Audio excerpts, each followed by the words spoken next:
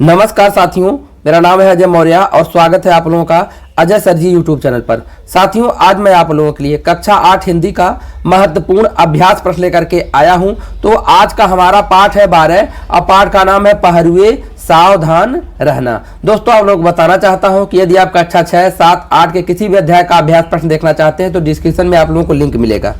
तो यहाँ देखिए मित्रों, पहला प्रश्न है, जीत की रात से कवि का क्या तात्पर्य है? आंसर देखिए, जीत की रात का तात्पर्य भारत की स्वतंत्रता से है।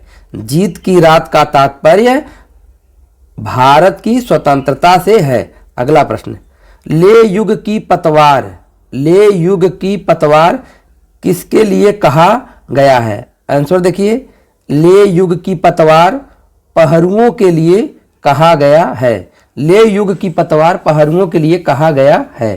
तीसरा प्रश्न है, निम्नलिखित पंक्तियों का भाव स्पष्ट कीजिए। निम्नलिखित पंक्तियों का भाव स्पष्ट कीजिए। तो इसमें देख लीजिए नंबर क पंक्ति है, खुले देश के द्वार अचल दीपक समान रहना। खुले देश के द्वार अचल दीपक समान रहना। तो इसका भावार्थ देख लीजिए। प्रस्तुत पंक्ति में कवि भारत की सीमा के पहरेदारों को सावधान करते हुए कहता है कि देश स्वतंत्र हो गया है, अतः वे दीपक के समान खुली हुई सीमाओं के लिए अनवरत प्रकाशित अर्थात जागृत रहें। अब अगला देखिए लाइन क्या है, नंबर है, क्योंकि नहीं मिट पाई दुख की विगत सांवली कोर। क्योंकि नहीं मिट पाई दुख की विगत सांवली कोर। तो इसका भावार्थ देख लीजिए। इस पंक्ति में कवि कहता है कि अभी तक परतंत्रता के समय की दुखद परिस्थितियां दूर नहीं हो पाई हैं। अगली लाइन देखिए, नंबर गए है, ले युग की पतवार बने अंबुधि महान रहना। तो इसका भावार्थ देख लीजिए क्या है। इस पंक्ति में कवि कहता है कि इस युग की नाव की पतवार बनकर इस महान गंभीर सागर में हे पहरेदारों सावधान रहना। अगला प्रश्न देखिए, कवि पहरुओं को सावधान रहने के लिए क्यों कह रहा है? आंसर, कवि पहरुओं को सावधान रहने के लिए इसलिए कहता है क्योंकि नई नई स्वतंत्रता मिली है तथा चारों ओर से भय है। अगला प्रश्न है, कविता की रिक्त पंक्तियों को पूरा कीजिए। ऊंची हुई मसाल हमारी, फिर खाली स्थान। तो इनको हमको फिल करना है। तो यहां देखिए क्या भरा जाएगा। यहां देख लीजिए, ऊंची हुई मसाल हमारी आगे कठिन डगर है। यहां भरा जाएगा आगे कठिन डगर है। अब अगला यहां देखिए, शत्रु हट गया लेकिन उसकी, या फिर खाली स्थान है तो यहां भरा जाएगा शत्रु हट गया लेकिन उसकी छायाओं का डर है। क्या भरा जाएगा यहां? छायाओं का डर है। अगला देख लीजिए, यहां देखिए, शोषण से मृत है समाज। शोषण से मृत है समाज, फिर खाली स्थान।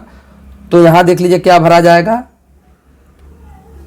शोषण से मृत है समाज, कमजोर हमारा घर है। यहां भरा जाएगा कमजोर हमारा घर है। और अगली देखिए लाइन क्या है, किंतु आ रही नई जिंदगी, खाली स्थान। तो किंतु आ रही, यहां देखिए, किंतु आ रही नई जिंदगी यह विश्वास अमर है। यहां भरा जाएगा यह विश्वास अमर है।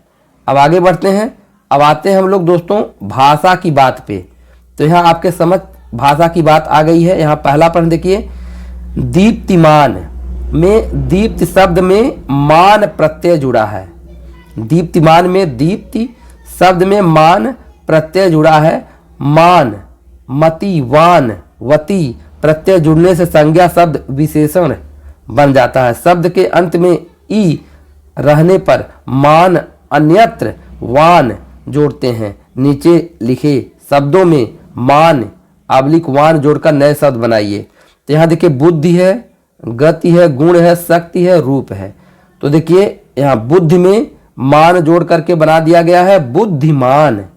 गति में मान जोड़ करके बनाया गया गतिमान। गुण में वान जोड़ करके बना दिया गया गुणवान, शक्ति में मान जोड़ करके शक्तिमान, अरूप में वान जोड़ करके रूपवान। अब आइए इन्हें भी जाने। गिरिजा कुमार माथुर का जन्म 22 अगस्त सन 1919 ईस्वी को अशोकनगर मध्य प्रदेश में हुआ था। आप एक प्रसिद्ध कवि, नाटककार और समालोचक के रूप में जाने जाते हैं। मंजीर, नाश और निर्माण, धूप के धान, शिला पंख चमकीले आदि इनकी प्रसिद्ध काव्य रचनाएं हैं। इनकी कविताओं में देश प्रेम, प्रकृति प्रेम और मानव प्रेम समाहित है। वर्ष 1991 में आपको कविता संग्रह मैं वक्त के सामने के लिए साहित्य अकादमी पुरस्कार दिया गया। 10 जनवरी सन 1994 ईस्वी को आपका निधन हो गया। तो दोस्तों इसी के साथ ये वीडियो समाप्त हो रहा है। वीडियो पसंद आया तो लाइक कीजिए। ऐसे ही यूजफुल वीडियो पाने के लिए चैनल को सब्सक्राइब करना ना भूलें। धन्यवाद।